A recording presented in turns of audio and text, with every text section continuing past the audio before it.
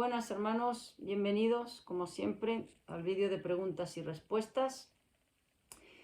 Y bueno, como siempre digo, muchísimas gracias a todos por las opiniones y todo lo que, las palabras de ánimo y de apoyo. Y vuelvo a repetirlo siempre, que aunque yo no responda a todos, porque como ustedes comprenderán no puedo estar con el móvil pendiente de cada comentario respondiendo, me es imposible. Pero lo leo todo, absolutamente todo, así es que de corazón les hago llegar por aquí mi gratitud y mi gratitud y mi amor en el Señor. Muchísimas gracias. Y les animo que cualquier pregunta que quieran formularme, siéntanse con la absoluta libertad y confianza de hacérmela llegar, para poder así tratarla en este vídeo, porque escrito, en fin, es muchísimo más escueta la explicación o la opinión, y además por aquí pues también es más privada. Así es que les animo que no duden en enviarme la pregunta que quieran hacer, y muchísimas gracias. Le vuelvo a repetir el correo, aunque está puesto ahí, lo vuelvo a repetir. Es adaguga@yahoo.es. adaguga@yahoo.es. Aunque sea una pregunta que ya me la hayan formulado con anterioridad, si no les ha quedado suficientemente aclarada, no se preocupen, me la pueden hacer sin ningún inconveniente. Estaré encantada de volver a explicársela de nuevo. Pues bueno, sin más detenimiento, empezamos por la primera, que son varias. Dice así esta persona: tengo una cuñada que nunca en realidad ha mostrado interés por las cosas del Señor, pero siempre quiere ser la primera en todo. Y un día, hablando sobre algún tema, le comenté que yo siempre me apoyo en Cristo, y me contestó que nadie conoce a Cristo mejor que ella. Me extrañó porque a sus dos hijos les ha dado una educación agnóstica. Otro día salió el tema y me dijo que ella también estaba en contacto con Dios. Y le pregunté que cómo se llamaba su Dios. Me dijo que no le preguntara esas cosas.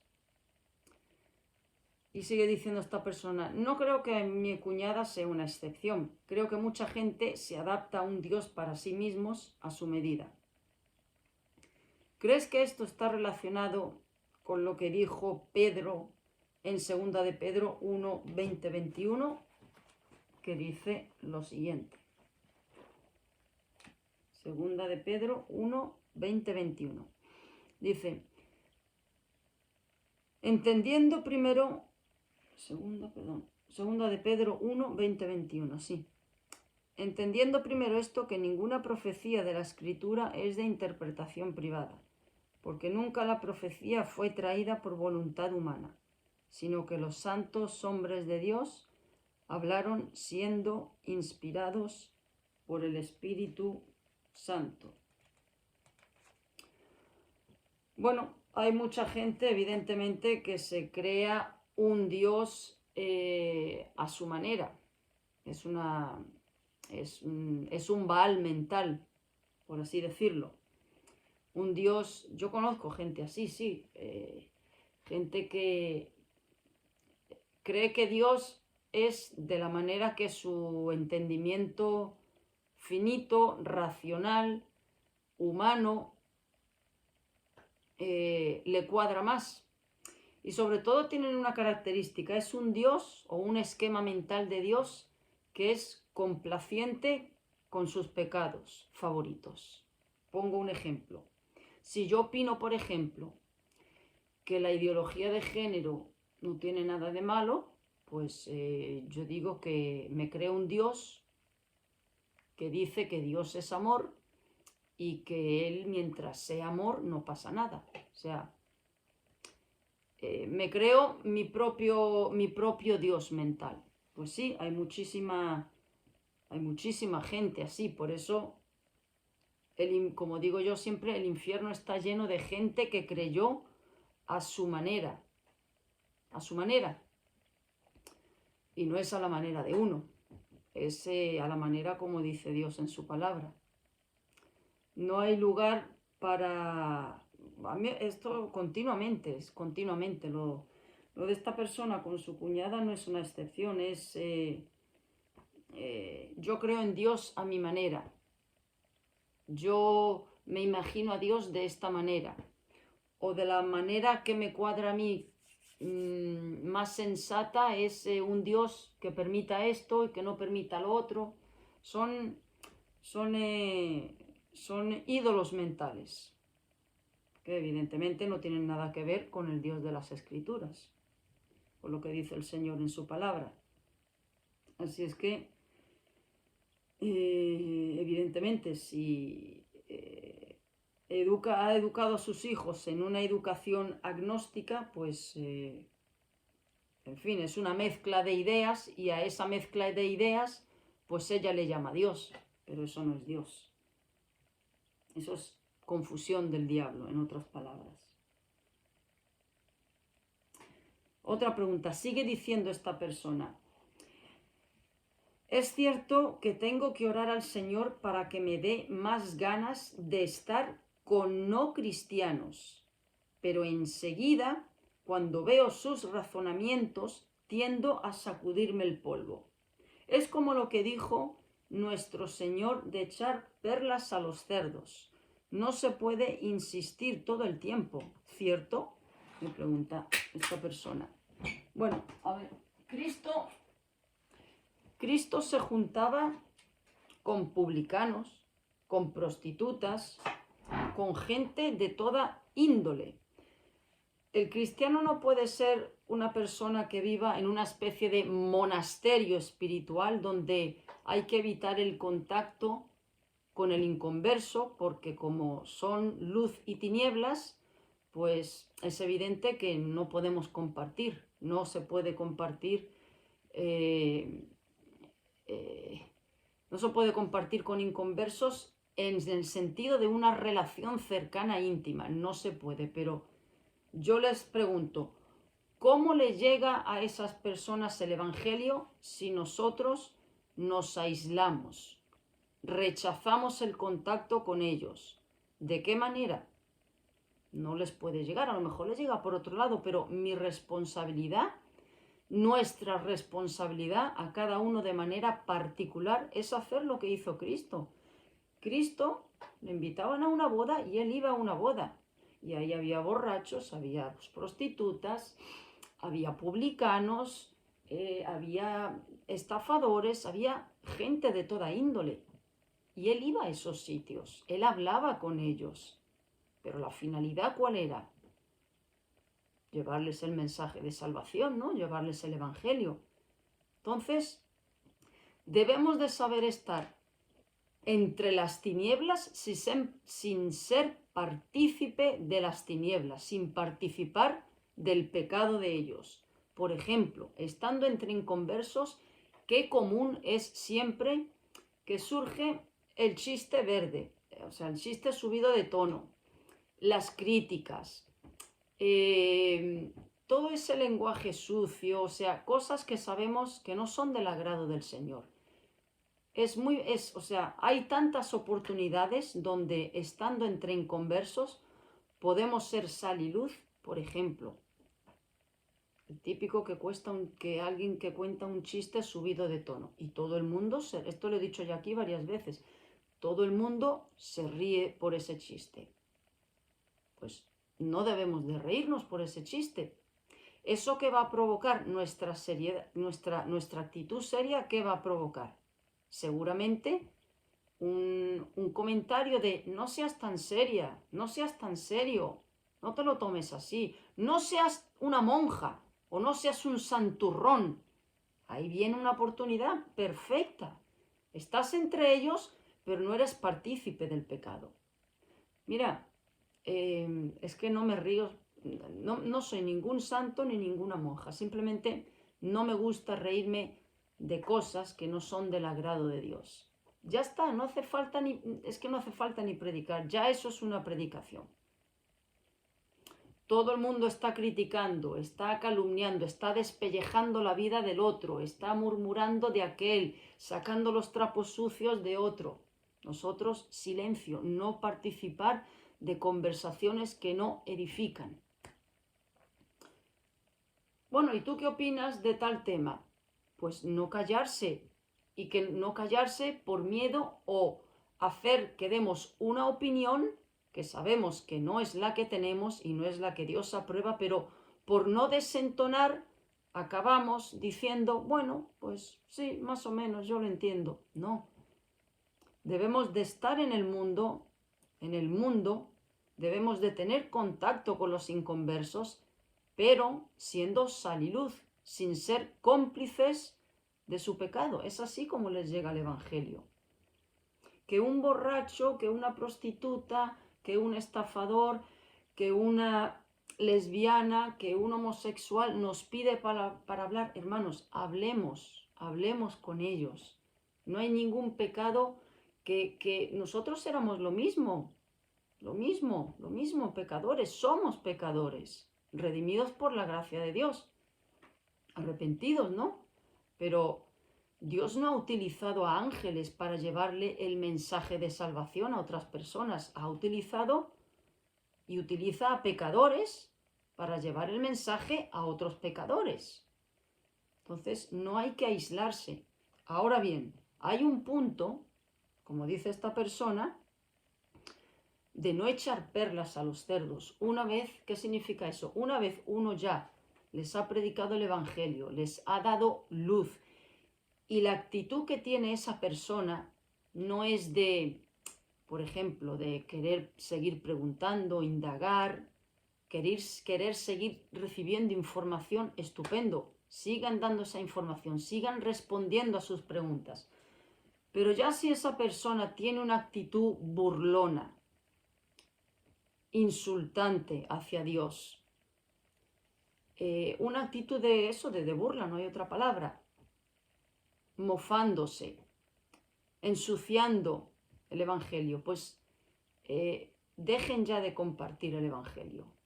Ya han sembrado la buena semilla. No sigan sembrando la buena semilla, porque lo que van a provocar es que se revuelvan contra nosotros. Es ahí donde se puede aplicar: no echéis vuestras perlas a los cerdos, porque se van a revolver y las van a pisotear. Hay que saber si la persona está receptiva, si la persona quiere seguir escuchando, si tiene un corazón abierto, un oído atento, aunque luego rechace, pero si está receptiva para oír, adelante. Ahora, si ya tiene una actitud que sabemos que es mofándose, burlándose, pues no debemos de insistir. No hay que insistir una segunda vez. Hay que dejarlo ahí. Y ya el Señor es el que obrará en el corazón. No hay que tener una actitud de cada vez que uno se reúne con esa persona, evangelio, evangelio, evangelio, evangelio. No, porque esa persona va a acabar diciendo lo que muchas veces he oído. Es que esto es una secta, que queréis meterla con la cuchara. No, no hay que ser, voy a decirlo así, dar pie o dar lugar a que digan esto es una secta. El Evangelio hay que transmitirlo con seriedad, con rotundidad, sin endulzarlo, sin hacerlo apetecible, bonito, porque es duro. No hay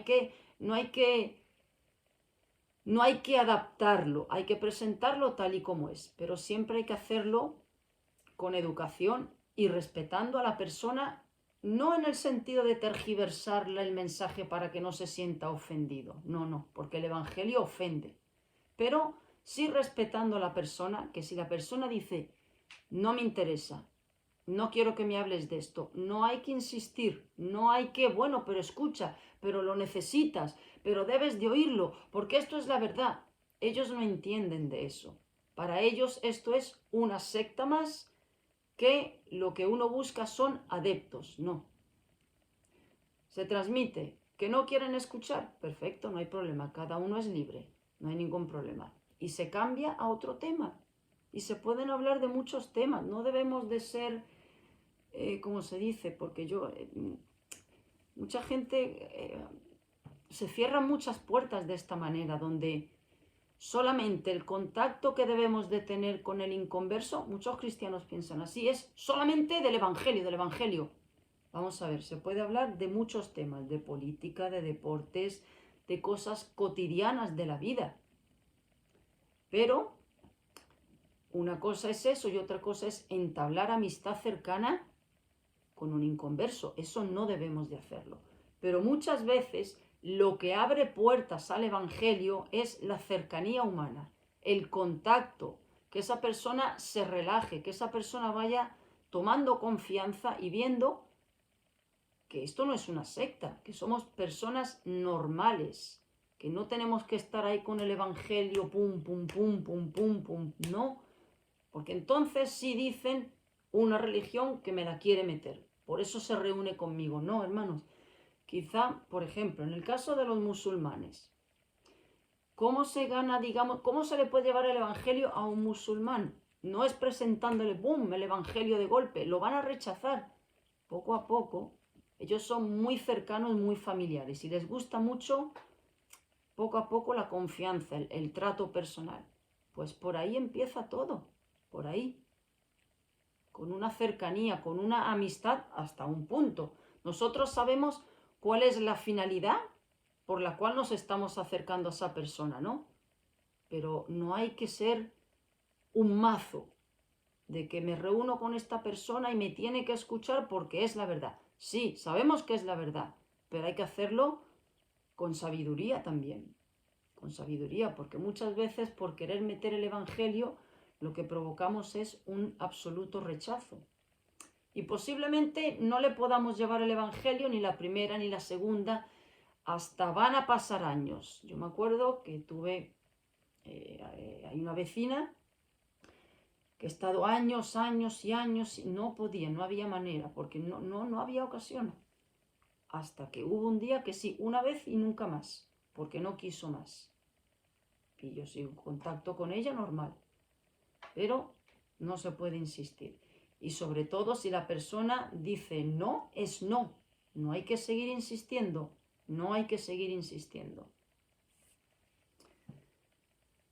Así es, no se puede insistir todo el tiempo. Ahora que la persona es una esponja y quiere saber, adelante. Otra pregunta. Dice, tengo curiosidad por el libro de Enoc, aunque doy prioridad a la Biblia. Quería saber si es lícito para un cristiano leer este libro, ya que se dicen cosas muy fuertes. Por lo que me han dicho, sí, el libro de Enoc es un libro fuerte. Para mí, de hecho, es más fuerte que Apocalipsis. Vienen cosas que Dios le reveló a Enoc muy fuertes. Y mi opinión personal, repito, mi simple opinión personal, es una opinión personal. Yo creo que Dios se llevó a Enoc sin pasar por la muerte por todo lo que le reveló. Es mi opinión personal. Pero por supuesto, muchísimos cristianos lo han leído ese libro. Yo lo he leído hasta la mitad, no lo he acabado del todo, pero lo tengo. Y Dios le reveló muchas cosas a este hombre, sí, muchísimas cosas. Que Dios no ha permitido que esté aquí en la Biblia, solo Él sabe los motivos. Los libros que tenemos aquí, los 66 libros que tenemos aquí, son los que Dios ha considerado que debemos de tener en nuestras manos, y punto. Pero el libro de Enoc, léanlo, claro que sí. Claro que sí, lo pueden leer. Pero no solo diría yo el libro de Enoc. Hermanos, hay que estar informados. Hay que estar informados de... A ver, el mundo es muy variado, hay gente de todo tipo. Y cuando hablamos con alguien, las personas varían unas de otras tantísimo que yo no puedo hablar lo mismo con un musulmán que con un católico, que con un mormón, que con un testigo de Jehová, que con un agnóstico, que con uno que cree en la reencarnación. O sea, entonces tengo que tener un poquito de información o por lo menos lo básico de las cosas que nos rodean. A ver, ¿puede un cristiano leer el Corán? Por supuesto que puede leerlo, por información, porque si se pone a hablar con un musulmán, debe de saber lo que dice el libro que cree ese musulmán, ¿no? Entonces, por información, claro, el libro del Mormón, información. Sabemos que no es la palabra de Dios, pero hay que tener información, claro que sí. Lo mismo pasa con libros cristianos. No son libros inspirados, no es la palabra de Dios, pero Dios ha levantado buenos siervos a lo largo de la historia para edificar a su iglesia. Yo he leído muchísimos libros que me han sido de muchísima bendición, que me han hecho entender muchísimas más cosas. El libro del peregrino, por ejemplo. Dios utilizó a este hombre, lo inspiró. No es palabra de Dios, pero Dios le dio a John Bunyan, lo inspiró, lo ayudó para escribir ese libro que ha sido de tanta bendición a tantos cristianos, traducido a 400 y pico de lenguas. O sea, el libro de Arthur Pink, La soberanía de Dios, o sea, hay muchos libros buenos. Spurgeon escribió un montón de libros. Claro que sí, hay que leer. Sabemos que la verdad absoluta está en la palabra de Dios. Y nuestra fe tiene que ser ciega en lo que dice Dios en su palabra. Y este es nuestro manual. Todo lo demás no es palabra de Dios, pero Dios ha levantado siervos suyos para edificar a su iglesia. Lean libros cristianos. Y luego también por información, lean cualquier tipo de libro por información. Porque si Dios, por ejemplo, nos pone delante, a ver, no sé, por poner, ¿qué creen los sintoístas?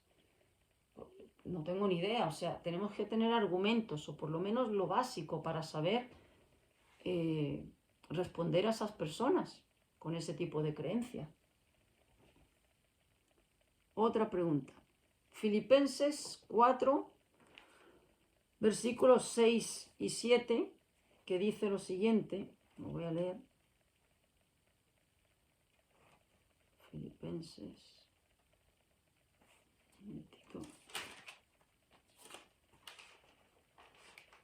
Dice así: por nada estéis afanosos, sino sean conocidas vuestras peticiones delante de Dios con toda oración y ruego, con acción de gracias. Y la paz de Dios, que sobrepasa todo entendimiento, guardará vuestros corazones y vuestros pensamientos en Cristo Jesús. Y dice esta persona: ¿cómo aplicamos esto frente a la ansiedad actual? ¿Cómo definirías esa paz? Bueno, la paz en el creyente no es... en primer lugar, hay dos tipos de paz en el creyente. Una es el mundo que entiende por paz. ¿Qué dijo Jesús? Mi paz os doy. Yo no os la doy como el mundo la da. No se turbe vuestro corazón, ¿no? El mundo, ¿qué entiende de paz? Ausencia de problemas. Y quiere tener todo bajo control. A la mínima que algo se sale de control, pierden la paz. ¿Por qué? Porque no saben quién gobierna, quién es el autor de paz. No saben que todo está en manos de Dios, ¿no? O sea, la paz de ellos es una paz muy frágil que en cualquier momento se desvanece. Te echan del trabajo, ya no tienes paz. Te divorcias, ya no tienes paz. Le pasa algo a un familiar tuyo, ya no tienes paz. Entra una guerra, ya no tienes paz. Es una paz tan frágil como y tan banal como la misma niebla, ¿no? De una mañana. Pero dos tipos de paz que tiene el creyente. En primer lugar, una paz eterna de saber que nuestra alma está segura en las manos de Dios, que esa salvación que Él nos ha regalado es inamovible, es eterna, no la podemos perder. Entonces, eso produce mucha paz en nuestro corazón. Y luego la paz en este mundo de saber que no se cae un pajarillo del cielo sin que Él dé su permiso. Él tiene todos nuestros cabellos contados. No hay nada que suceda sin el permiso de Dios. Voy a leer aquí. El mundo que dice buena suerte, mala suerte, toca madera, porque no tienen paz, necesitan anclarse y aferrarse a supersticiones y cosas por el estilo, porque no tienen en mente de que hay un Dios bueno y amoroso que controla todas las cosas. Fíjense lo que dice Lamentaciones 3:37. ¿Quién será aquel que diga que sucedió algo que el Señor no mandó? Todo está en manos de Dios, absolutamente todo. Y pueden meterle ahí desde la salvación hasta una cita médica que uno tiene que conseguir. O sea, voy más allá. Las células que tenemos dentro de nuestro cuerpo, Dios está al control de cada una de ellas. Y si esas células, por ejemplo, empiezan a unirse y forman un tumor, a Dios no se le ha escapado de las manos esas células, están bajo su control. Y si Él ha permitido, por ejemplo, que se forme ese tumor, eso no se le ha ido de las manos, eso está bajo su soberano control. Hermanos, Él controla absolutamente todo. Entonces, no debemos de vivir. ¿Que es difícil? Por supuesto, yo no digo que sea fácil, porque todos caemos en la ansiedad. Es humano, somos humanos. Todos caemos en la angustia, en la preocupación. Pero ¿qué debemos de hacer en ese momento? Por eso es tan importante de meditar en la palabra de Dios, de, en la medida de lo posible, archivar en nuestras mentes todos estos versículos que nos ayudan. Recordar estas palabras del Señor. El inconverso, ¿qué hace cuando las cosas les va mal? Llenarse de ansiedad, de miedo, de temor, en fin. Bueno, hasta hay... A ver, yo no sé si ustedes lo han visto, pero aquí han salido las noticias. Aquí en España hay gente ya, con el motivo de la guerra y todo esto, los búnkers, que cuestan un montón de dinero, hay un montón de gente construyéndose búnkers subterráneos en su casa, por si viene una guerra, por si viene un ataque nuclear. Por favor, ¿cuál es la actitud que debemos de tener nosotros? Si sabemos que este mundo va a ir a peor todo, ¿nuestra paz cuál es? ¿Un búnker donde no nos llegue un misil de los ayatolás? ¿O nuestra paz es saber que nuestra vida está en las manos de Dios? Que si Él quiere, si Dios determina llevarnos de esta vida con un misil que venga de Irán y caiga en el tejado de nuestra casa, va a suceder, si Él lo tiene determinado. Pero si Él no quiere, aunque caiga una guerra nuclear donde vivimos, si no es su voluntad, no nos va a llegar. Entonces, nuestra vida está en manos de Él. Nuestra vida, nuestra salud, nuestra familia, absolutamente todo. Sabemos que Él lo controla todo. El inconverso, ¿por qué vive con ansiedad? Porque no tiene a Dios en su corazón, ni en sus pensamientos, ni en su mente. Entonces, además, suceda lo que suceda, hermanos. ¿Qué dice Romanos 8:28? A los que aman a Dios, todas las cosas les ayudan a bien. Ese versículo no es para inconversos, no es para no cristianos. Es para nosotros. Entonces, pase lo que pase, aunque ante nuestros ojos lo que nos ha pasado es malo, es negativo, Dios no ve como vemos nosotros. Dios mira más allá. Y Dios no va a permitir que a nuestra vida llegue algo que sea malo. Siempre va a ser bueno para nuestra alma, bueno para acercarnos más a Él. Una enfermedad puede ser una bendición en nuestra vida. Una pérdida puede ser una bendición en nuestra vida.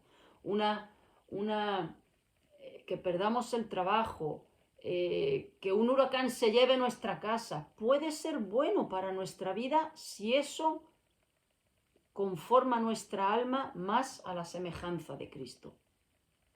Es que la perspectiva de Dios es muy distinta, muy distinta. La prioridad de Dios con sus hijos es que cada vez nos parezcamos más a Cristo. No quitarnos problemas, ¿no? De hecho, Dios trabaja con los problemas, Dios usa las aflicciones, Dios usa las tribulaciones, las dificultades para trabajar con nuestro carácter, para aumentar nuestra fe, nuestro sometimiento a Él, nuestra dependencia de Él, nuestra conformidad,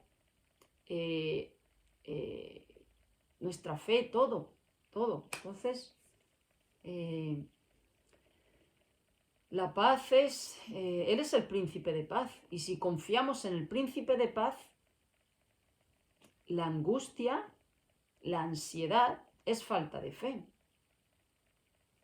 Es no confiar en el príncipe de paz. Entonces, en el momento en el que nos venga ansiedad, preocupación, estrés, angustia, lo mejor que podemos hacer es dejar eso en oración y llevárselo a Él. Dejárselo a Él en oración. ¿Y qué dice? Y la paz de Dios que sobrepasa todo nuestro entendimiento, esa paz va más allá de nuestro entendimiento, pondrá paz en nuestros corazones, nos dará calma, quitará la turbación en nuestros pensamientos, pero debemos de llevarle eso en oración. Siempre digo que no podemos evitar que a nuestra mente vengan pensamientos, pero esos pensamientos debemos llevarlo en oración a Él. Y Él pondrá entonces, Él los aplacará. Otra pregunta. Romanos 12, 2. Dice, esto es a lo que le doy muchas veces vuelta. Habla sobre renovar la mente. ¿Cómo se vive esto en la práctica? Romanos 12, 2 dice, no os conforméis a este siglo, sino transformaos por medio de la renovación de vuestro entendimiento, para que comprobéis cuál sea la buena voluntad de Dios, agradable y perfecta. Bueno, ¿cómo nos habla Dios, no? A través de su palabra. ¿Cómo se renueva nuestro entendimiento? Alimentándonos de la palabra de Dios. La palabra de Dios la leemos y tenemos que archivarla aquí, ¿verdad? Retenerla aquí. Y de aquí que baje al corazón, que gobierne el corazón. El problema es que en nosotros el corazón gobierna nuestra mente. Por eso metemos tanto la pata. Por eso no sabemos callarnos cuando debemos callarnos y respondemos, porque el que gobierna es el corazón. Y ya sabemos lo que dice Dios del corazón. Perverso y engañoso. Hermanos, lo peor que podemos hacer es ponerle oído a nuestras emociones. Es lo peor. La peor decisión que puede hacer un cristiano es ponerle oído a los sentimientos, a las emociones. No, son muy engañosas, sumamente engañosas. Entonces, que su palabra quede aquí en nuestra mente y que de aquí baje a nuestro corazón. Y de nuestro corazón, con esa palabra ya aquí, sea la que nos haga decidir, la que nos dé sabiduría para hablar. Debemos de renovarnos. ¿Cómo renovamos nuestra mente? Alimentándonos de la palabra de Dios. Así es como se renueva nuestra mente. ¿Qué dice en otro versículo? Llevando todo pensamiento cautivo. Todo nuestro pensamiento, cualquier cosa que se nos venga a la mente. A ver, ¿qué dice Dios sobre este punto? ¡Pum! Y el Señor nos habla. Es así como se renueva nuestra mente. A ver, si yo me pongo 4 horas, 5 horas a ver programas en la televisión donde solamente es una tertulia donde se está despellejando a un famoso, hablando de los trapos sucios del otro, oyendo el enfrentamiento de uno contra la otra, de la otra contra el otro, oyendo de infidelidades, oyendo de venganzas, oyendo de todo ese tipo de basura y chatarra que dan en la tele. Si yo me alimento 5 o 6 horas de esas cosas, ¿ustedes creen que el espíritu va a salir edificado? ¿Qué se va a quedar en mi mente? Odios, rencores, chismes. Posiblemente lo que he oído lo voy a aplicar a una parte personal que hay en mi vida con alguien determinado. Ah, pues yo debería de hacer lo mismo, porque a mí también me ha pasado eso. ¿Es así como debemos de renovar nuestra mente? ¿Alimentándonos de esas porquerías humanas? No. Y pongo la tele, como puedo ver revistas, como puedo ver todo lo que no edifica el espíritu, debemos de desecharlo. Debemos de desecharlo.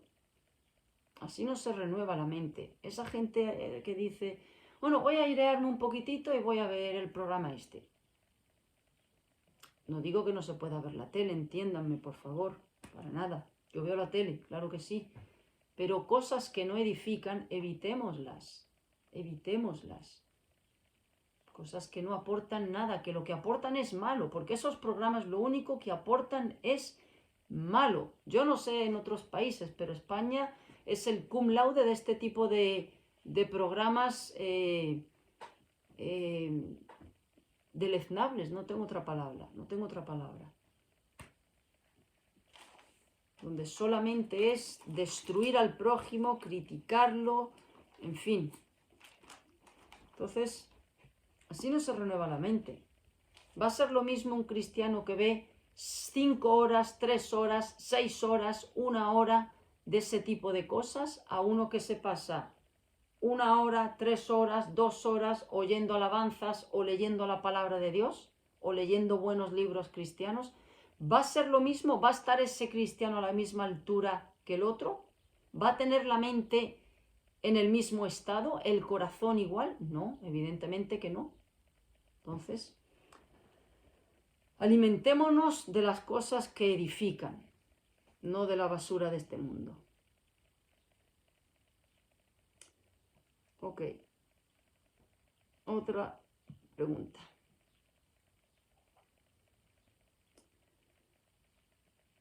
A ver, dice así esta persona.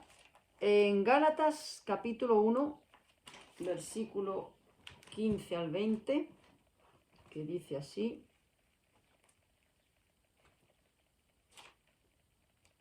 Gálatas 1, del 15 al 20.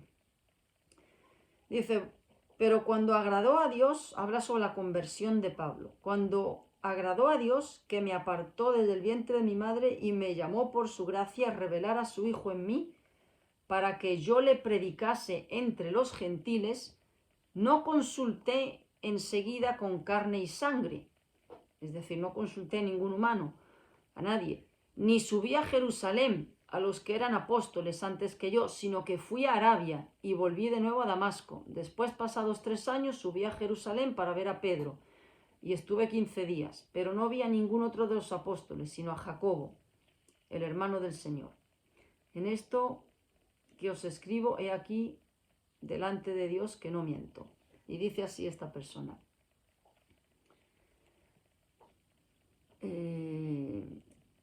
Dice, significa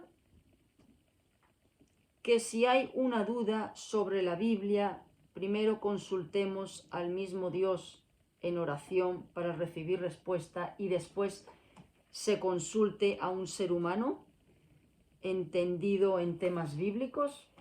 Esto es lo que pregunta esta persona. A ver, el llamado de Pablo, a Pablo nadie le predicó de manera directa el Evangelio. El mismo Señor, o sea, la revelación fue, el Señor se le apareció en el camino a Damasco y ahí se reveló a él.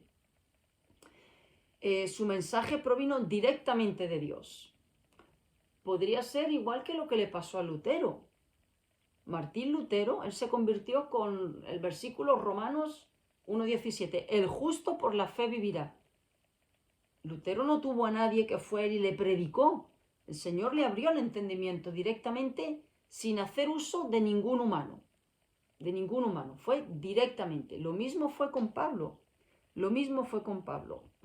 aunque luego Dios lo puso años con los apóstoles, con Pedro, porque era el mismo evangelio, a ver, era lo mismo, ¿no? Pero los puso al lado de ellos para que fuese, pues, aprendiendo, porque ellos habían estado con Jesús, evidentemente, más de 3 años. Pero lo que quiso decir es que la revelación vino directamente por Dios, en este caso con Pablo.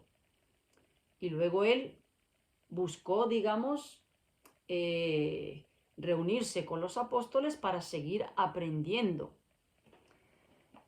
Su revelación fue directamente de Dios.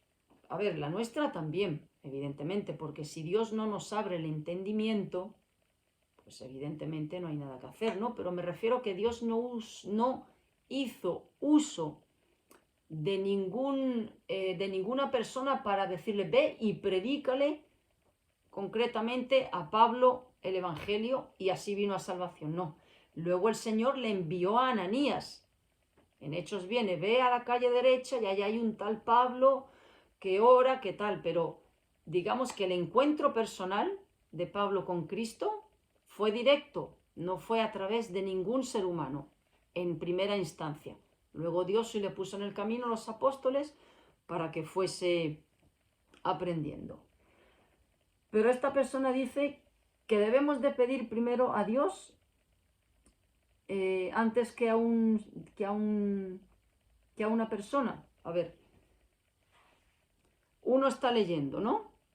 Siempre antes de leer la palabra, Señor, dame entendimiento para que lo que lea lo pueda entender. Revélame lo que tú quieras. Hay que pedir eso al Señor antes de leer, por supuesto.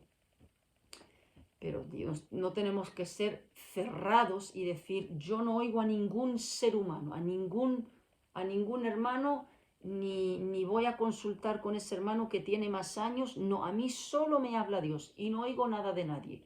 Eso tampoco es. Porque Dios le puso a Pablo, lo puso al lado de Pedro, de Jacobo, para que aprendiese más. ¿Qué pasó con Apolo? Sí, Apolo, en los Hechos viene, que no tenía una doctrina muy depurada, había cosas que no entendía. Y no me acuerdo quién fue, si el nombre de estos hermanos que lo cogieron aparte y le explicaron detenidamente pues los errores que tenía. O sea que Dios utiliza a su iglesia, nos utiliza unos a otros para edificarnos, para exhortarnos, para explicarnos las cosas de una manera que podamos entenderlo mejor. Entonces, ¿qué debemos hacer? Si no entendemos algo, pedirle al Señor, por supuesto, a quien hay que ir en primer lugar es al Señor. Señor, dame entendimiento. Si esto no lo entiendo, si es tu voluntad, revélamelo. Pero eso no quita para que podamos ir a un pastor, a un hermano que lleve más años, a oír su opinión y a decirle, ¿me puedes explicar esto que no lo entiendo? Claro que sí, por supuesto que sí. Por supuesto que sí. Hay a veces donde el Señor nos enseña cosas que ya hemos leído un montón de veces y no las habíamos entendido. Y un día determinado leyéndolo, yo no lo había visto así. Y el Señor nos lo ha hecho entender al cabo de mucho tiempo. Hay otras ocasiones donde el Señor utiliza a otro hermano con más años, con mejor doctrina, para aclararnos ese punto que no entendemos. Entonces, claro que es lícito, por supuesto, preguntar a otros hermanos, por supuesto, claro que sí, claro que sí. Pero siempre dirigirnos al Señor en primer lugar. Siempre que se abre su palabra, Señor, dame entendimiento.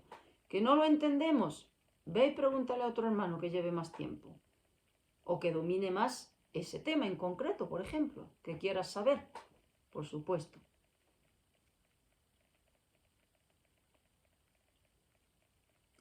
Pero yo soy partidaria de que si uno no entiende algo, no lo entiende, ve al hermano y pregúntale, claro que sí. Otra pregunta. Dice, cuando Cristo estableció en la última cena el nuevo pacto de Dios con la humanidad, como por ejemplo viene en Mateo 26, del 27 al 29. Y tomando la copa y habiendo dado gracias, dijo, bebed de ella todos, porque esto es mi sangre del nuevo pacto, que por muchos es derramada para remisión de pecados, ¿no? ¿Es correcto decir que el Nuevo Testamento rescata lo mejor de los pactos previos que tuvo el Creador con Moisés, Abraham, Noé, Adán? ¿O es más bien una continuación de todas esas alianzas? A ver, el nuevo pacto, Nuevo Testamento, es que el Antiguo Testamento queda caducado. Pero, ¿caducado en qué sentido? A ver, los 10 mandamientos están en el Antiguo Testamento, no están en el Nuevo, ¿no? Están en Éxodo. Lo que es el nuevo pacto se refiere a la ley ceremonial de cómo podemos ya tener relación con Dios, de qué manera ya podemos acercarnos a Dios. Eso es lo que ha quedado caducado. Ya no sirve, ya no hay que acercarse a Dios por medio de cabras, por medio de cabritos, por medio de sacrificios, como en el antiguo pacto. Era así antes como el ser humano podía acercarse a Dios. ¿Por qué? Porque no había venido Cristo. Cuando vino Cristo, ese antiguo pacto ceremonial de cómo tener relación con Dios, que era a través de esos sacrificios de animales, ya quedó obsoleto. Por eso, ¿qué dijo Juan el Bautista cuando fue el Señor cuando bautizó al Señor? He aquí el Cordero de Dios que quita el pecado del mundo. Ya queda eso caducado. Ya no hay que acercarse a Dios por medio de sacrificios de animales. Eso es el antiguo pacto. Eso ya queda caducado. No es posible. No hay necesidad. ¿Cuál fue el significado de que el velo se rasgase cuando murió Jesús? Que ya para acceder al lugar santísimo ya se puede hacer a través del sacrificio de Cristo. Ya no es necesario darle al sumo sacerdote, donde una vez al año entraba en el lugar santísimo por expiación de los pecados. Ya no hay necesidad. Eso es lo que ha quedado caducado, obsoleto, todos esos ritos ceremoniales para poder acercarse a Dios. Esa relación con Dios solo era posible a través de todos esos sacrificios.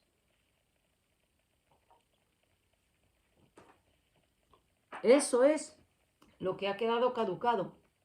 La ley moral de Dios no ha quedado caducada. No matarás sigue vigente, no mentirás, no robarás, no adulterarás, no codiciarás, honra a tu padre y a tu madre. Amarás a Dios sobre todas las cosas, no te harás imagen, apartarás un día de reposo. Todo eso sigue vigente, claro que sí. Lo que quedó caducado es la ley ceremonial religiosa, pero la ley moral sigue vigente. Entonces,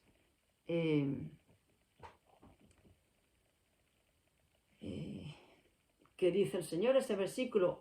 Vendrán los días donde haré un nuevo pacto con la casa de Israel. Un nuevo pacto, una nueva forma de relacionarme con ellos a través del Mesías. Otra pregunta. ¿Qué es mejor que seamos los creyentes en Dios? ¿Que seamos atalayas, como dice Ezequiel 33, o intérpretes de profecías, como Pablo da a entender en primera de Corintios 14 del 1 al 25? ¿O son lo mismo para efectos prácticos? A ver, atalayas son mensajeros, voceros de Dios. Un atalaya es aquel que lleva el mensaje de Dios, aquel que predica el Evangelio. Y eso debemos de serlos todos. Un pastor,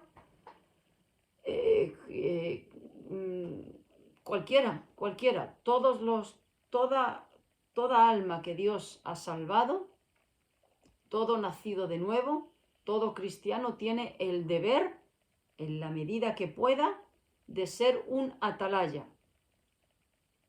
Ir por el mundo y predicar el Evangelio. Eso está para todos, eso no está para el pastor solo, eso no está para el de la escuela dominical solo, eso es para todos. O sea que atalayas significa eso, el que lleva el mensaje de Dios, el que predicar el Evangelio. Eso es ser un atalaya. Y eso es para todos, hermanos. Ahí estamos todos. Hazlo de la manera que quieras, como tú quieras, pero es nuestra obligación hacerlo. No predicar el Evangelio es un pecado ante Dios, sí, porque estamos en este mundo para eso. Y luego, intérpretes de profecías. ¿Profecías en qué sentido? ¿De profetizar lo que va a venir, lo que va a pasar? Cosas que Dios me ha revelado y mira, no se refiere a eso. En este contexto se refiere a enseñar, a enseñar. A eso se refiere en este contexto.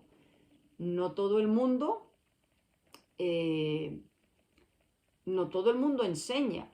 De hecho, cuando Dios habla de los dones, Él dice que da dones, ¿no? Pues uno de los dones es el don de profecía. Pero vuelvo a repetir, no en el sentido de que Dios me ha revelado algo nuevo. Mira, Dios me ha revelado esto en sueños. No, ya no hay profecías nuevas. Ya está todo lo que tenemos que saber, está aquí. Está aquí.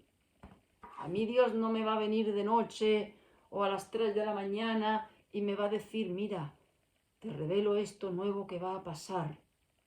Llévalo a la luz. No, eso no, ya no hay, ya eso se acabó ya. Con Juan, en el Apocalipsis, ya tenemos toda la información que Dios quería darnos.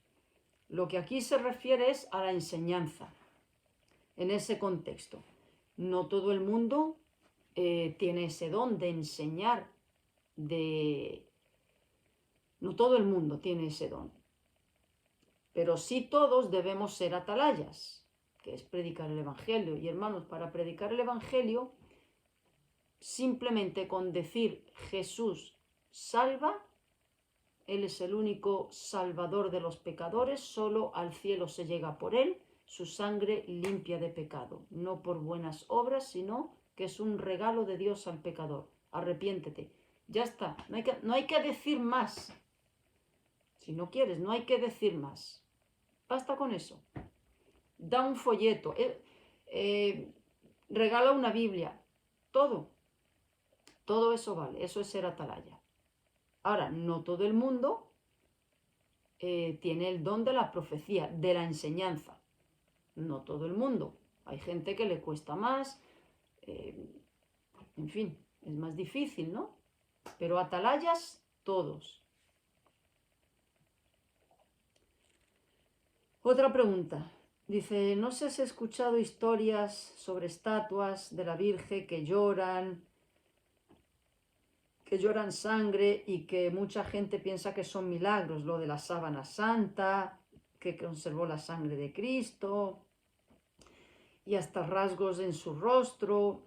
Ambos son engaños del diablo. Por supuesto, son engaños del diablo, porque la gente al ver esas cosas dice, uy, es verdad. ¿Y eso qué es lo que crea? Más veneración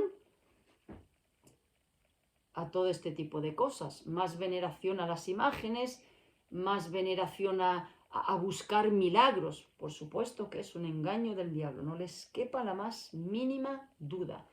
Y hasta ha habido gente que ha ido con una enfermedad a la Virgen de no sé quién, al Cristo de no sé, y se han curado. ¿Sí?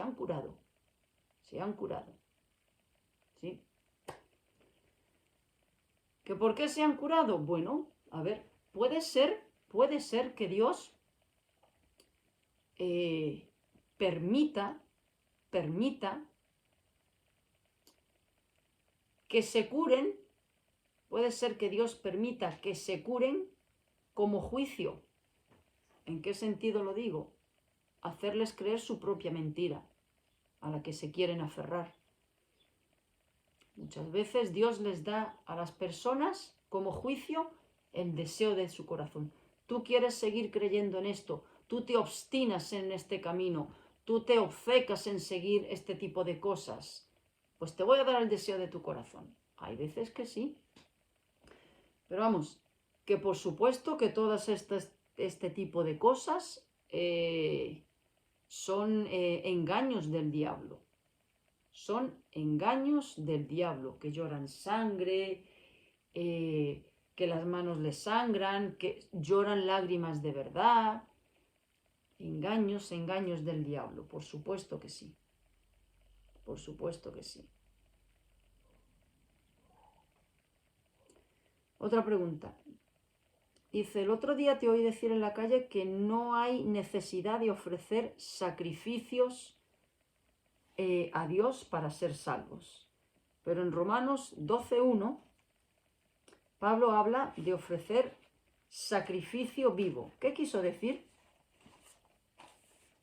¿Es una excepción o es un tipo de sacrificio que se hace en consecuencia tras recibir la salvación de Cristo? Así es.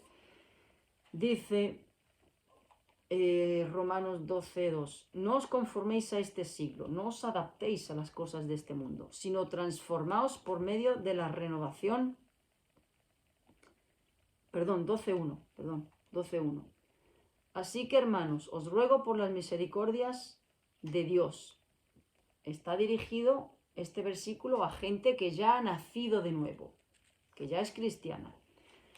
Os ruego que presentéis vuestros cuerpos en sacrificio vivo, santo, agradable a Dios, que es vuestro culto racional.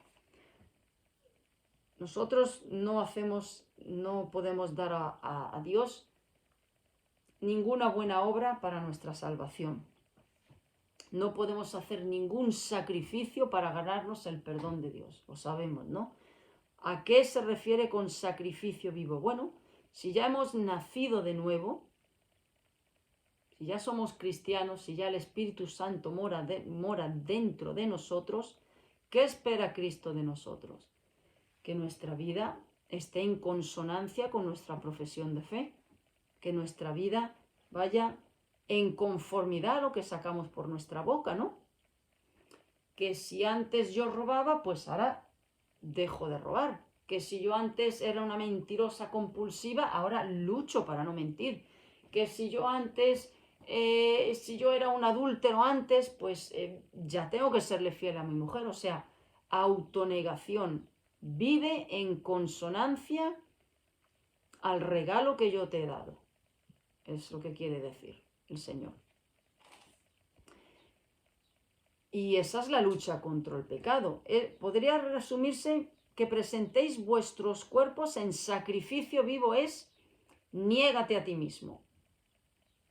Vive, procura la santificación, no para salvación, sino procura serle agradable al Señor. Y ahí está la lucha contra la carne. Sacrificio vivo es lucha contra tu carne, en otras palabras. Lucha contra tu corazón pecaminosa. Lucha contra tus malos deseos. Es la vida de santificación. Cuando el creyente nace de nuevo, empieza el periodo de la santificación. Y es el periodo donde tenemos una guerra a muerte, peor que la que hay en Irán, una lucha a muerte hasta el último día de nuestra vida contra nuestra carne. Eso significa sacrificio vivo. Niégate a ti mismo. Batalla contra tu carne. Eso significa. ¿Qué dijo Cristo? El que quiera venir en pos de mí, niéguese a sí mismo, tome su cruz y sígame.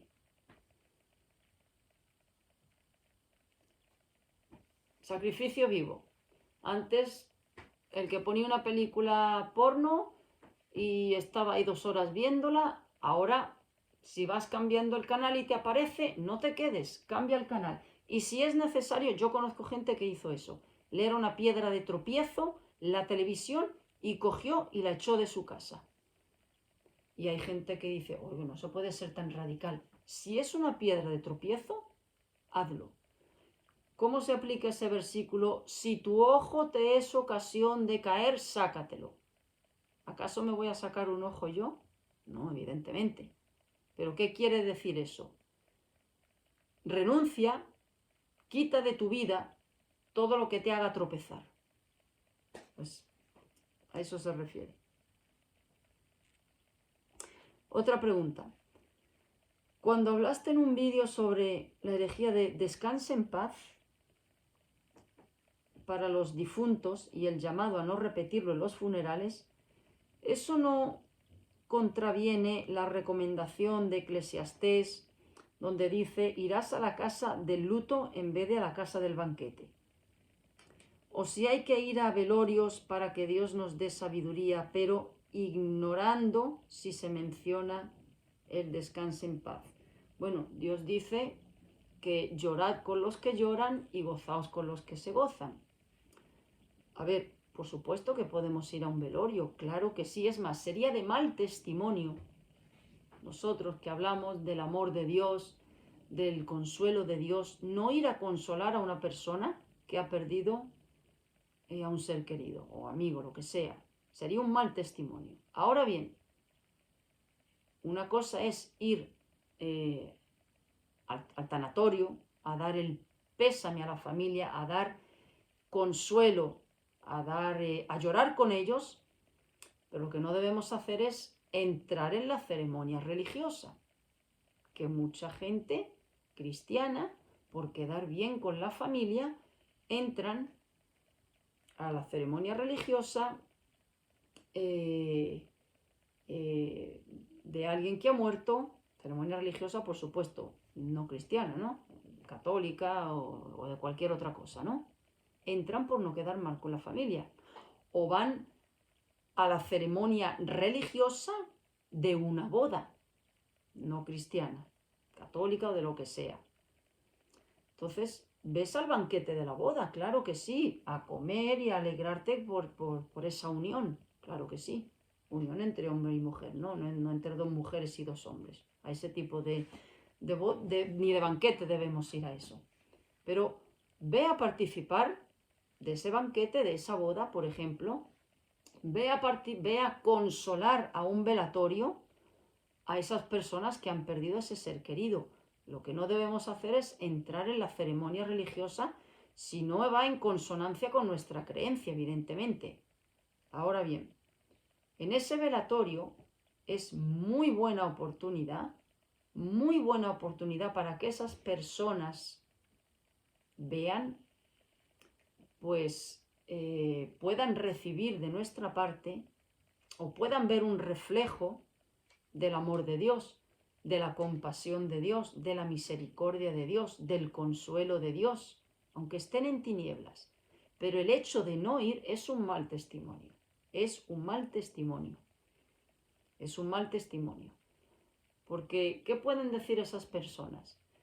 Tanto que habla de Dios, tanto que hable de Dios, ni siquiera ha venido a darme ni un abrazo ni un beso. Lógico y entendible si dicen eso. Claro que sí.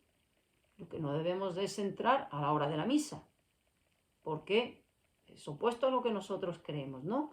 Pero abrazar a esa persona, consolarla. Ahora bien, una cosa es el consuelo y otra cosa es, por quedar bien, decir, ya está descansando. Si la persona que ha muerto no era cristiana, pues no debemos de decir, ya está descansando, porque estamos quedando muy bien con esa persona, pero muy mal con Dios. ¿Qué podemos decir en esos momentos? ¿Qué podemos decir? No es el momento de decir, tu familiar está en el infierno, hermanos. Hay que tener sabiduría. No todo se puede decir en el mismo momento. Ese no es el momento para decir, era un ateo, ahora está ardiendo en las llamas del infierno. Eso no lo podemos decir en ese momento. Cerramos las puertas a futuras puertas que se puedan abrir. Pero sí podemos decirle, darle gracias a Dios por habértelo dejado tanto tiempo. O Dios es el dueño de la vida y de la muerte. Solo Dios sabe por qué hace cada cosa. O sea, aquí me tienes para lo que quieras. O sea, Eso son palabras de consuelo. Puedes contar conmigo. O sea, que esa persona sienta cercanía, sienta cariño, sienta comprensión. Pero no estamos sacrificando nuestras convicciones por quedar bien con esa persona. No le debemos de decir, ya ha descansado, ya está descansando, menos mal que ya no sufre. No, eso son mentiras, eso no podemos decirlo, por quedar bien con la otra persona. Ahora bien, si esa persona nos pregunta, ¿tú qué tanto crees en Dios? ¿Dónde crees que está? Ahí tampoco podemos encubrir la verdad, pero se puede decir de otra manera. Se puede decir de otra manera. Mira, debemos de decirlo, pues mira, tu padre era ateo, está en el infierno ahora mismo. Hay maneras de decirlo. Quizá de esa manera se pueda decir más adelante, pero no en ese momento. Hay muchas maneras y siempre decirlo no dando nuestra opinión, no, porque nuestra protección, nuestro escudo, nuestro amparo y lo que le da valor a nuestras palabras, que no son nuestras, es lo que dice Dios. Entonces, si esa persona nos pregunta, ¿dónde crees que está mi padre? Y sabemos que era ateo, o era católico, o en fin, o era un bala perdida que murió sin arrepentimiento. Pues mira, yo te voy a decir no mi opinión, porque mi opinión es mi opinión y no vale. Vale la opinión del único que no miente, el único que sabe lo que hay después de esta vida. Te voy a decir lo que dice Dios. Dios dice que el que muere sin arrepentimiento, el que muere sin creer en Cristo como su único y suficiente Salvador, pues no puede entrar en el cielo. No puede entrar en el cielo. Eso es no lo que yo digo, eso es lo que dice Dios. Tú me has preguntado y una persona que muere en esas condiciones, pues Dios dice que no puede estar con él. Si se enfada y se enfada, pues se enfadó, pero no podemos sacrificar la verdad por no herir los sentimientos de los demás. No. Se puede decir de muchas maneras. No hace falta decir, está ahora mismo como un pollo asado en el infierno, achicharrándose. Los demonios están arañándolo. No hace falta, ¿no? O sea, debemos también de ser misericordiosos. Pero sí decirle, mira, esto es lo que dice Dios. No te voy a engañar. Si te dijese otra cosa, te estaría engañando. Y no quiero que estés en una mentira, pero Dios es esto lo que dice. Y decirle la verdad.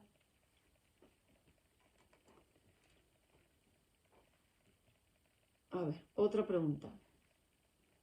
Dice, hay casos donde hay gente que muere y resucita, incluso avalado por la ciencia. Casos como muertos clínicos, pero que luego se recuperaron. Dice, algunas personas experimentaron ese fenómeno y aseguraron que vieron una luz y dijeron que vieron a Cristo y les habló y vuelve a la vida. ¿Cómo interpretamos estos acontecimientos? ¿Murieron realmente y resucitaron? ¿Será que vieron a Jesucristo? A ver, hay casos así donde gente que dice que ha vuelto del más allá y que vio tal y tal y cual. Evidentemente no murieron del todo. Del todo no murieron. Estuvieron ahí al borde. Mi opinión es que no murieron del todo. Estuvieron al borde, en esa línea divisoria entre la vida y la muerte. Pero muertos al 100%, no. Porque una vez el espíritu abandona el cuerpo, ya no puede regresar. Entonces,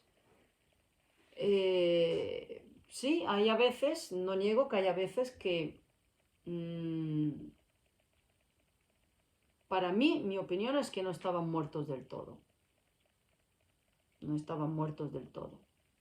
Pero bueno, yo no he estado en ese momento, ni tampoco puedo decir esto es así. Mi opinión personal es que no estaban muertos del todo. porque una vez el espíritu se desprende del cuerpo, abandona el cuerpo, va a la morada eterna, a ser juzgada y a la morada eterna. Entonces, clínicamente muertos, pero no llegaron del todo a morir. Esa es mi opinión. ¿Será que vieron y escucharon a Jesucristo?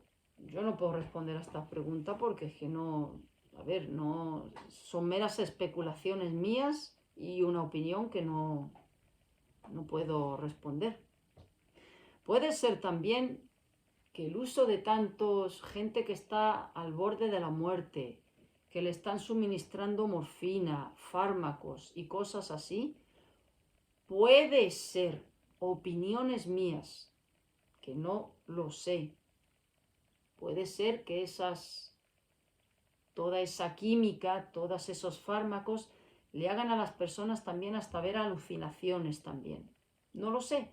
Puede ser también que Dios permita, a lo mejor no han llegado a morir del todo, pero puede ser que les muestre algo de lo que hay después de la muerte. Pero vuelvo a repetir, no puedo responder porque es que no lo sé, son especulaciones mías.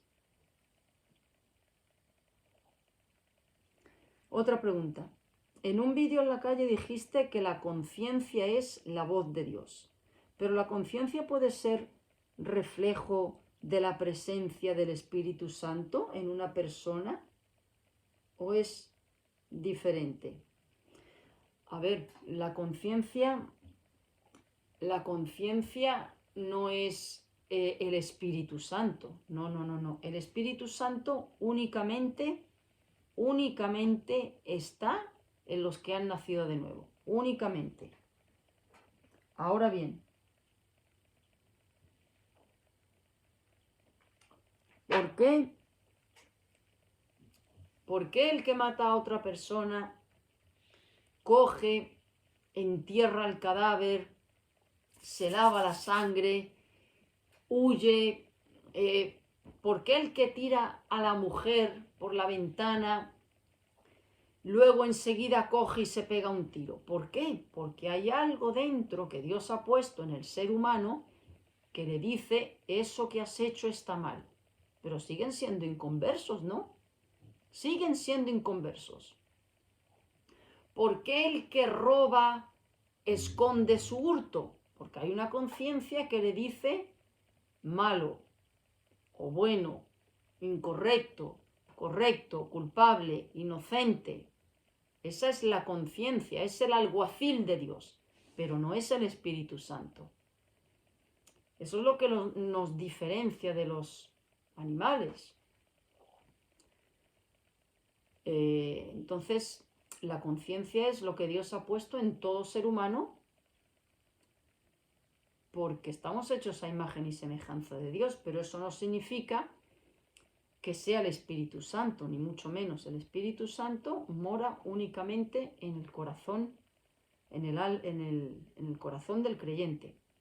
Ahora, todos tenemos conciencia, claro que sí, porque uno se va a una tribu de Mozambique y el que roba, cogen y le cortan la mano, y al que le quita la mujer al otro, cogen y van a por él.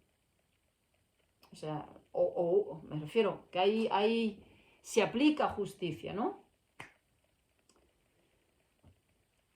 ¿Por qué dice la gente: un menos mal que no me han pillado? Y ha hecho algo malo. ¿Por qué el que se salta un semáforo hace así para ver si la policía lo está viendo? Porque sabe que lo que va a hacer está mal. O sea, hay un mecanismo dentro del ser humano que le dice: no, eso es incorrecto. Pero eso no significa que sea el Espíritu Santo. No.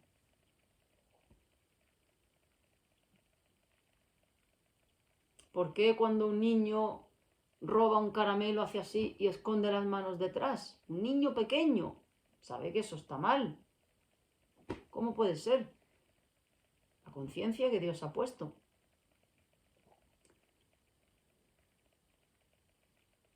Otra pregunta. Dice, relacionado con el Espíritu Santo, ¿por qué motivo entraría en personas no creyentes en Cristo? Lo pregunto porque, bueno, eso es imposible. El Espíritu Santo, lo acabo de decir, no mora en los no creyentes, solamente mora en creyentes. Lo pregunto porque una youtuber judía, no creyente en Cristo, contó que en Israel han ocurrido muchos casos de judíos que reciben inspiración del Espíritu Santo del Creador al ponerle nombre a sus hijos. No. A ver, estos son gustos personales, o que lo han cogido de la Biblia, son gustos personales. Que Dios le dijese a una persona, ponle este nombre, bueno, está Juan el Bautista, ponle Juan. ¿Qué le dijo Gabriel a María? Le pondrás Jesús, porque él salvará a su pueblo de sus pecados, ¿no? Ahí sí fue el Espíritu, ahí sí fue Dios, pero no en estos casos. Contó que los padres se pasan días meditando en el nombre, deciden por uno y cuando es el día de anunciarlo en sociedad, le ponen otro. Su testimonio hace recordar muchas veces que en la Biblia el Espíritu Santo entró en profetas, jueces, reyes, apóstoles, para hablar con solvencia y firmeza. ¿Cómo lo ves? Si será obra del Espíritu Santo a pesar de que muchos judíos aún no aceptan a Jesucristo. No, estos son gustos personales. No tiene nada que ver con lo que hay en las Escrituras. Son gustos personales y a última hora cambiaron de opinión. Que digan que los ha inspirado el Espíritu de Dios, bueno, pero esa es la opinión de ellos. Son gustos personales y en ese último momento cambiaron de opinión por otro que les gustaba más. Pero no. Que Dios le diga, ponle este nombre, solo lo encontramos en la Biblia. Juan el Bautista, Jesús, en fin. Pero no, estos son decisiones personales. Y claro, suena muy espiritual, muy bonito decir, Dios me dijo que le pusiera esto. Eso dicen. Otra pregunta. Dice, no me quedó claro lo que dijiste en el vídeo pasado acerca del espíritu de temor del que habló el apóstol Pablo en 2 de Timoteo 1:7, que dice así. 2 de Timoteo 1:7. Dice, porque no nos ha dado Dios espíritu de cobardía, sino de poder, amor y dominio propio. El espíritu de temor que habla en este texto y el espíritu de Amalek. Si no son demonios, entonces, ¿qué son? ¿Y por qué les llaman espíritus? A ver, no existe un espíritu de miedo, espíritu de celos, espíritu de odio, espíritu de envidia, el espíritu de la venganza, el espíritu, no hay demonios que tienen esos nombres. Esos son corrupciones del corazón, pecados del corazón, actitudes del ser humano, pero no son espíritus, no son demonios. Lo que pasa es que aquí lo pone así, no nos ha dado espíritu de cobardía. Podría perfectamente traducirse, no nos ha dado Dios una actitud para ser cobardes, para ser miedosos, sino nos ha dado poder para ser, para tener amor, para tener dominio propio, pero no hay espíritus de envidia, espíritus de esto, espíritus del otro, no sé, estos calificativos se refieren a actitudes del corazón humano, no a ángeles, a demonios, no. Y el espíritu de Amalek no es que hay un demonio llamado Amalek, no. Representa una actitud en determinadas personas de antisemitismo, de odio hacia los judíos. Pero se dice el espíritu de Amalek. Pero no es que haya un demonio que se llame Amalek, no. Es esa indisposición hacia el pueblo judío. Se denomina el espíritu de Amalek, pero no es un ente, no es un demonio en particular, un ángel caído, no lo es. Por ejemplo, hay hermanos que dicen que el Señor eche de mí el espíritu de la avaricia. No hay ningún demonio que sea el demonio de la avaricia, no. Ese es el pecado del corazón, pero no hay un ser espiritual, concretamente un demonio que tiene el nombre de envidia, que tiene el nombre, no existe eso.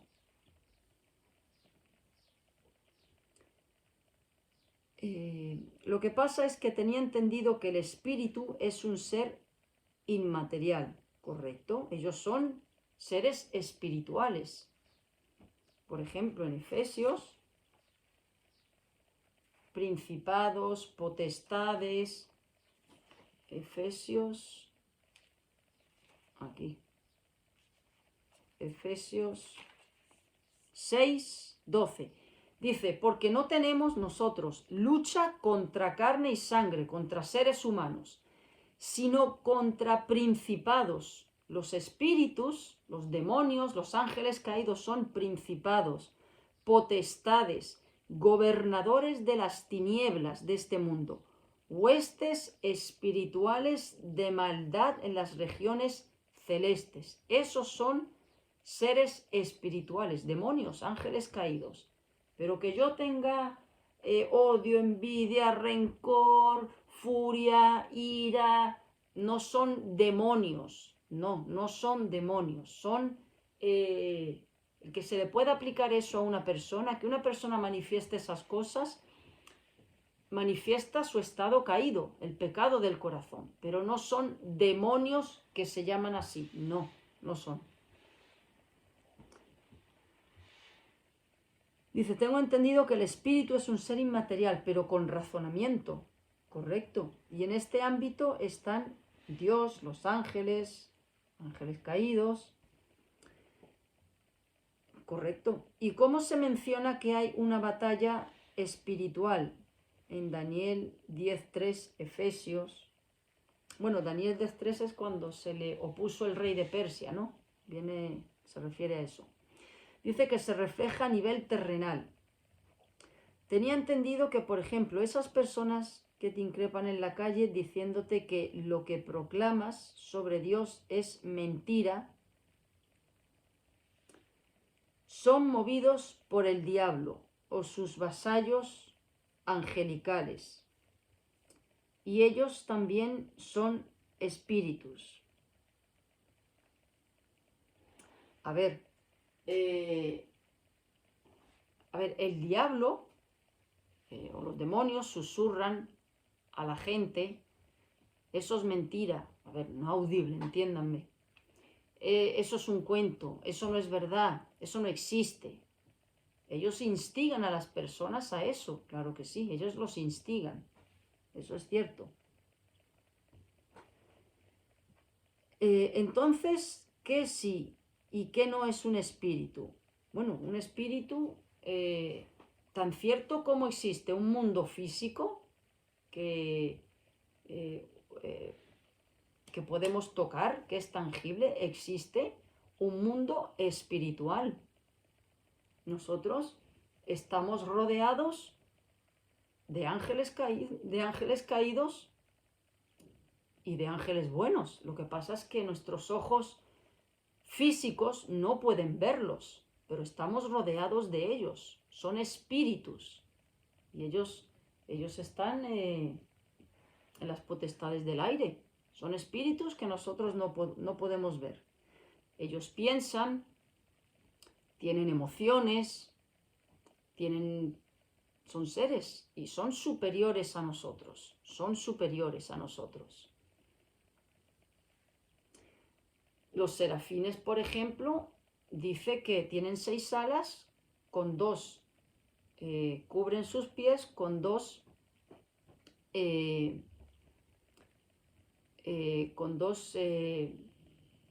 cubren sus pies, otro creo que cubren su rostro y con dos se extienden así, que reflejan que no se sienten dignos de mirar el trono de Dios. O sea, ellos manifiestan su amor a Dios, ellos tienen sentimientos, tienen sentimientos. Son seres superiores a nosotros,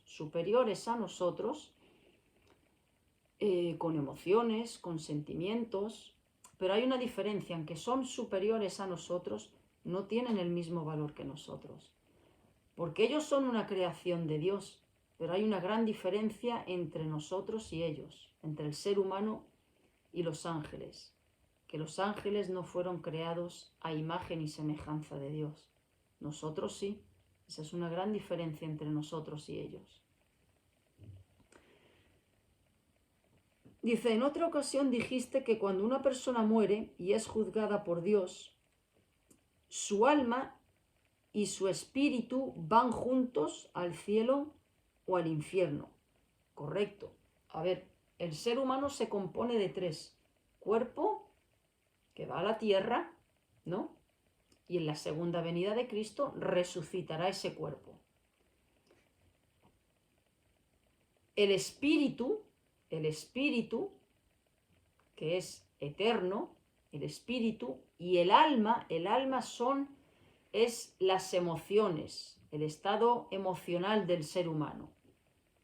Eso es el alma, las emociones. Por eso, en la vida del creyente, la lucha entre el espíritu y la carne no se refiere a esta carne, al cuerpo tangible, se refiere a las emociones.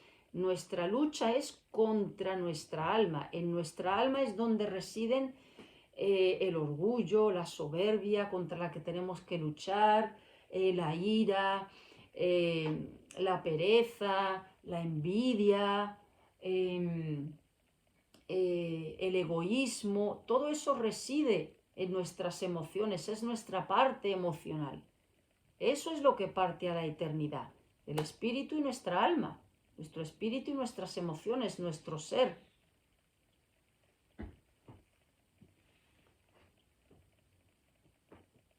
Dice, pero entonces, ¿cómo es que se dice que el espíritu de un hombre, como el profeta Elías, fue de un lado a otro en la tierra, acompañando primero a Eliseo y luego a Juan el Bautista, sin que los acompañe el alma de Elías? A ver, cuando hacía referencia en diferentes porciones sobre qué le dijo a Eliseo a Elías, que yo tenga, dame una doble porción de tu espíritu, ¿no? No se refería a que una parte del espíritu de Elías entrase en él. No se refiere a que Elías diga, a ver, no sé cómo explicarlo, a que Elías, digamos, le diese una parte de su ser a él, no, sino dame esa valentía, dame ese coraje, dame esa determinación, dame esa actitud, dame esa devoción, dame esa firmeza, dame ayuda, quiero ser como tú eres. Eso es lo que significa, dame una doble, déjame parecerme a ti, en otras palabras. Eso es lo que significa, eso es lo que significa. O por ejemplo, con Juan el Bautista, también hace referencia, él es el Elías que había de venir antes del Mesías. No significa que Elías, digamos, como que abandonó la morada de arriba y se metió en Juan el Bautista. No, sino que Juan el Bautista tendría el paralelismo que tenía Elías, que fue valiente, fue arrojado, fue determinante, fue fogoso, tenía la actitud, vamos a ponerlo con esa palabra, no el espíritu, la actitud de Elías. Pero no, nadie puede traspasar su espíritu a otra persona, eso es imposible. Cada uno vive una vida con un cuerpo, con un alma y un espíritu, y muere, ese cuerpo va a la tierra y parte a una eternidad con su espíritu y su alma, que es lo mismo, hermanos, es lo mismo, solo que el alma son las emociones del ser humano. y el espíritu está unido al alma. Pero ningún espíritu se mete en otra persona, no. Se refiere, dame la actitud que tú tienes, Elías. Eso le dijo Eliseo. ¿Y qué tuvo Juan el Bautista? La actitud que tuvo Elías. A eso se refiere. Dice, otra pregunta, ¿qué piensas sobre los fantasmas? Hay gente que dice que no cree, que no existen, que son cuentos. Otros dicen que son almas en pena, que no pueden ir al cielo ni al infierno y se quedan por aquí. Y que espantan a la gente. ¿Qué son los fantasmas? Bueno, dice, ¿qué son los fantasmas? Bueno, los fantasmas son demonios, para confundir, porque y confunden muy bien, porque adoptan hasta la apariencia de un familiar fallecido. Lo he dicho muchas veces, te levantas a las 2 de la mañana al baño y ves ahí a tu madre que falleció hace 10 años. Y no estás dormido, ¿eh? Y vi a mamá anoche, la vi. ¿Cómo que la viste? Si murió, que la vi al fondo del pasillo. ¿Qué provoca en esa persona? Querer contactar con tu madre. ¿Cómo? Me voy a poner a hacer la ouija. Así puedo contactar con ella. Voy a buscar un medium. Ya te ha engañado Satanás para meterte en el ocultismo. Los fantasmas son demonios. El mundo le llama fantasmas, pero no son fantasmas, son demonios. Igual que los extraterrestres, son demonios disfrazados para confundir a la humanidad. Y no son almas en pena, no. El ser humano, una vez abandona esta tierra, juzgada, cielo e infierno. No se quedan por aquí vagando ni buscando un mejor descanso, no. Cuentos del diablo, sagas del diablo.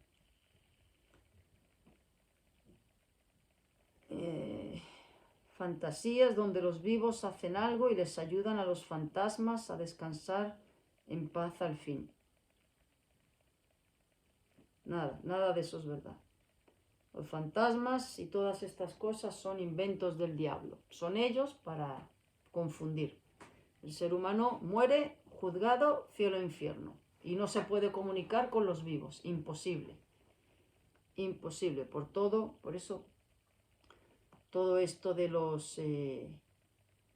de la ouija y de todo eso. No, es tu padre, mira, es tu padre, te está diciendo esto, ¿no? Un demonio haciéndote creer que es tu padre, pero no estás hablando con tu padre, estás hablando con un demonio.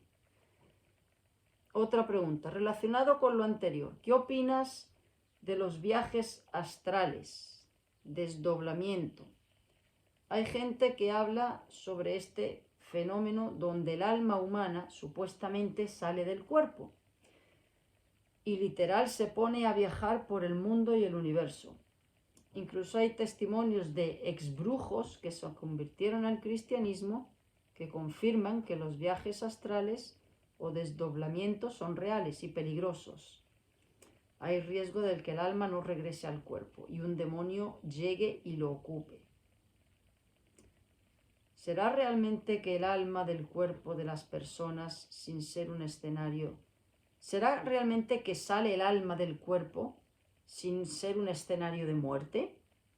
¿Sale su alma mientras su espíritu se queda en el cuerpo o es al revés? Bueno, esto es pues todo relacionado con el ocultismo, con el mundo ocultista, el mundo demoníaco.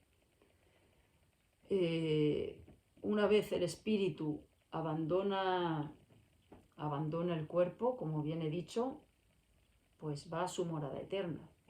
Ya no es posible regresar al cuerpo.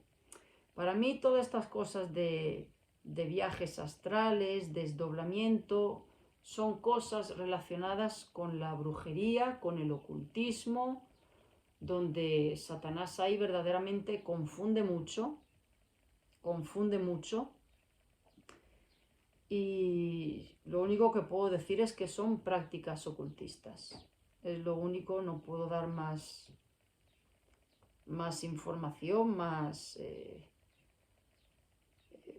porque no, en fin, yo sé que la gente que practica ocultismo, brujos, medium y todo este tipo de cosas están completamente poseídos por el diablo Y el diablo sí, tiene mucho poder, no lo niego, pero